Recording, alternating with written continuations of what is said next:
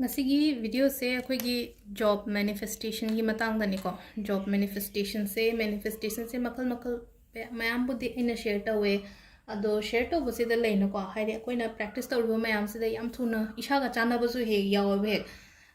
samna ha da akhoi gi water manifestation to matam se matam lowe ka an khalla se ba ta ga di belief to matam da na haide no minni humni da ga phalong na phang ba hai tare ko aina pame ba wish or aina sum kanoma khallaga lairi ba poto hai tare ko ado sidasu ngasi gi se ko ai gi se keno gi ne ko job ki oina ne ko hari job se hazik job ki exam thaba gumba adai thaga da ba laiba khotpa dumaina oiraga di khambra sumaina ham bada che ama khak lore ko che se plain oigera line ching boy gera ka shukai de ko ado aina line ching boy na lore ado circle ama ko green color na ko green color na circle ama sembira se sida ishagi maming isi ko sida samna haibada ai maming harsene ko ado ai maming se sida ireba thobe na ko ATHOIBI ko sida athobi ire aduga sida I doi se ko haidi ai gi job se phange na I doi ne ba sida ko thobi has got her dream job now ko sida aigi ishagi mingse sumaina suguma mo sumaina sigi mong sida ni ibi ba hai tare ko sida athobi has got her dream job now to gonna power ga na sagi kenogi her gi jaga sida he is an happy rane ko samna haibada pamacha amagi maming laurasine ko pamacha gi maming haraga di hadi akoina punsiba ga hasine ko punsiba has got his dream job now ko ado si se paper se ko hadi every time aina kaino matam matam da thupchan basida hai tare ko som side to sumaina thupchal wa ko som side to thupchalani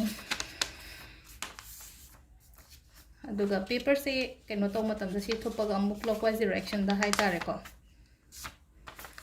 som no sumaina ngai thokri se hai tare ko sumaina mung lai thoga ani rak thupe ko aduga amuka ahumla do na hangai to bose na kamaina to ge ado si se upuda kai da thambiyo upuda or shi ai study table gumba sida haidi ai ka sida kan am chang de haraga de ai table gumba da thamma shu ai ko ka shu kai de ko adu sida thamba matam sida kram mong da thamga da ge hai kan sida ko sida aina paper se thamme na ko paper se thammaga akoina black tourmaline stone ama lai bane ko black tourmaline se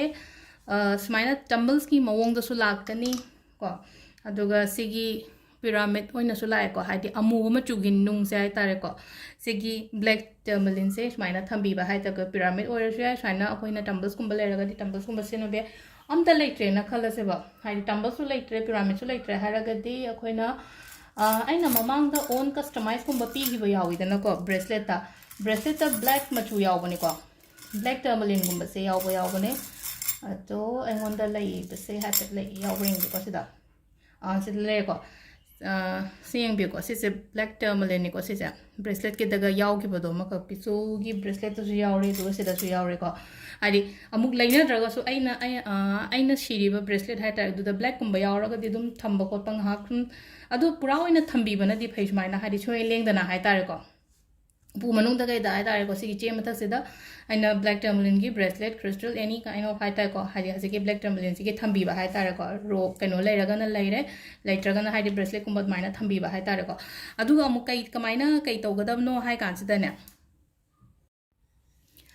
che se aina nuti gi lau tho ga pa do ni ko hai se ko ado aina lau tho ga mu pa ra ga hai ta ko aduga amuk hai tare ai gi dream job se ena phange hai bai keno da ko amuk ken to raga si se thup chale adi nga sai saina pong tho ga no to same mai to raga dum si se thambi ba nungti gi ngata yeng ba si gi pot se ma so hai tare ko just minute ama gumba kai tho ga to ba ya ba po ni ko ado si se ma so hai di black tourmaline ga ai gi paper folding hai tare ko paper folding gi mo keno hai tare ko manifestation gi mong se si ma so to ba ya ko si se ha petang try to job yengi ba ngang gi wena haraga di ko thank you